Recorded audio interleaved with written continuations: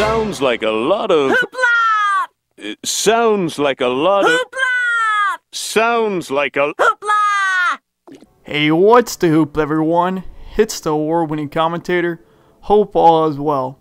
Over the next couple of videos, I'm going to break down my trip over to the Middle East.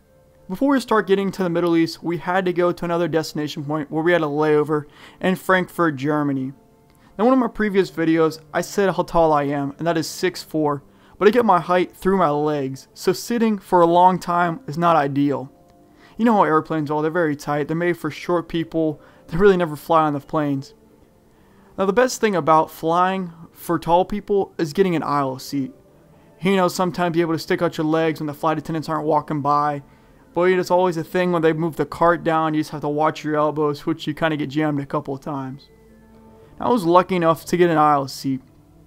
Now, the other people I went with were all stuck in the middle. This plane was a 2-4-2. There's 2 seats on the left, 4 in the middle, and 2. So they were combobulated, if that's even a word, in the middle, and just were not very comfortable.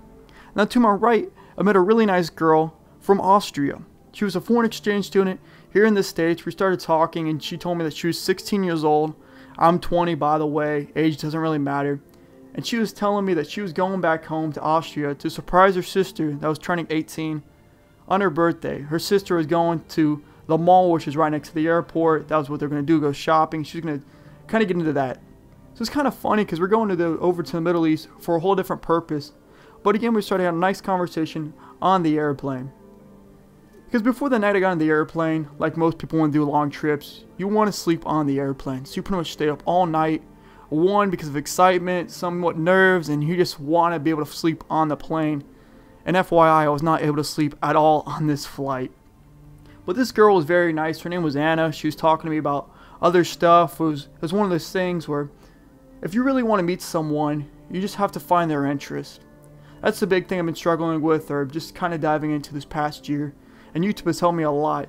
It's just coming out of your comfort zone, initiating conversations with people instead of just sitting there being an awkward 12-hour flight. Maybe it's less. I don't really remember right now. It's 3 weeks ago. I introduced myself to her and I just asked her how she is, you know, where's she going. She started telling me she's from Austria, and she said, "Did you know Red Bull is from Austria?" And I was like, "Really? I thought Red Bull was an American company."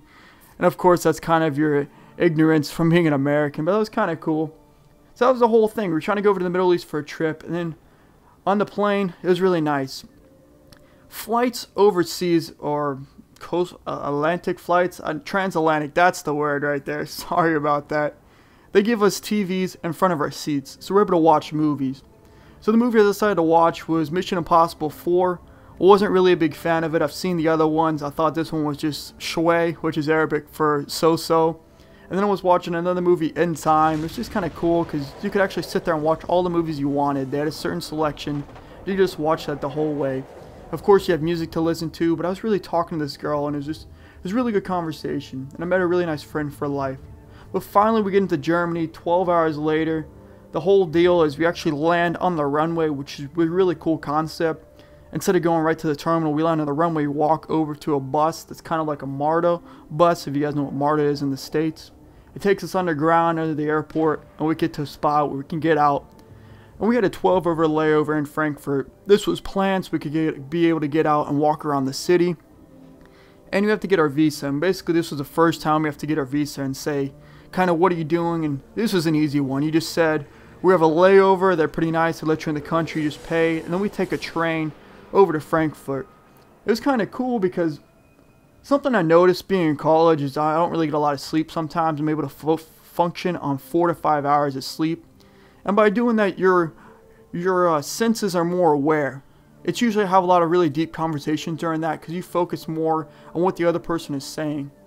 I was talking to this girl and I saw that she had a Stanford Cardinal logo on her backpack. If you guys do not know what Stanford Cardinal is, it's a very prestigious college or university over in California. I'm not sure if it's southern or whatnot. Famous people that have been there have been Tiger Woods and other athletes, but underneath it she said swim and dive. If you guys do not know, Stanford has one of the best swimming programs in the nation. It's kind of cool because we started talking about that. She was telling me that her friends are over in Frankfurt and she's actually going on the same flight as us over to Jordan.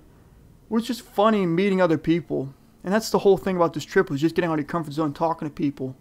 So now we finally get the train in and we leave the train station. It was a really cool train station.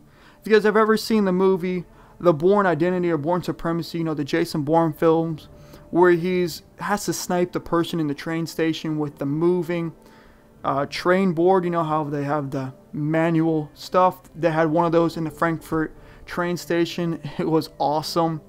And out the outside of the train station, you can see right now in this photo, really well done. And finally we're into the city. I don't know how many hours went by. We're all super tired at this point. And we start walking around Frankfurt. And something you saw immediately when you got to Frankfurt were these luxurious cars. You had the Audis, the BMWs, these French-made cars that Americans have never heard because for some reason Americans don't like the French and vice versa except for French fries. And we start walking and we're all hungry at this point, so we have to go try our bratwurst. You know, bratwurst are the thing that Germans are famous for. I'm not really a big fan of it. And we get to the square and we start walking around and there's just a lot of performers there. As you can see in this one picture, this guy was just sitting there. He was just floating. People were putting their hands underneath him, seeing if that's how he's floating. And we just had 12 hours to waste there. So we walk around, we see this beautiful architecture. The thing I did not really like about Germany, if you guys are one of my German subscribers, I do apologize, but Frankfurt was not really a good representation for you guys. They're just bitter. They don't really have a personality. They don't really like Americans, and that's just kind of what the case was.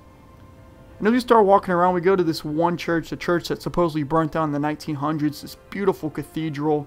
And in the back is the crucifixion scene. It had a really nice church because it had kind of all Frankfurt spin to it. But my favorite part about Frankfurt, there's this one bridge called the Lock Bridge. It probably has a different name. But for couples, they would go on there and they would place a lock on the bridge to symbolize their bond, you know, their relationship that will last forever. And I got some really cool shots with my camera. That's what I really enjoyed. But at this point, we're all super tired. We decided to go back to the airport and just go sleep. So I was able to sleep for 4 hours in the Frankfurt airport on tile. If you guys have ever done that, you know you can sleep on anything now. You can sleep on carpet. You can sleep in hammocks, anything like that. And that was kind of a good starter.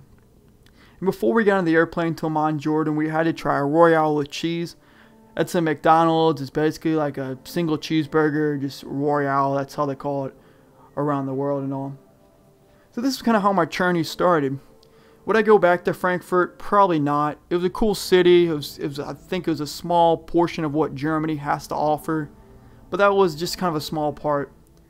This was just day one of my journey. In the next couple of videos, I'm going to break in to the Middle East. And that's kind of where the story finally begins. But I had to start right here in Germany, guys. Thank you for watching. More videos coming very soon. Hope all is well.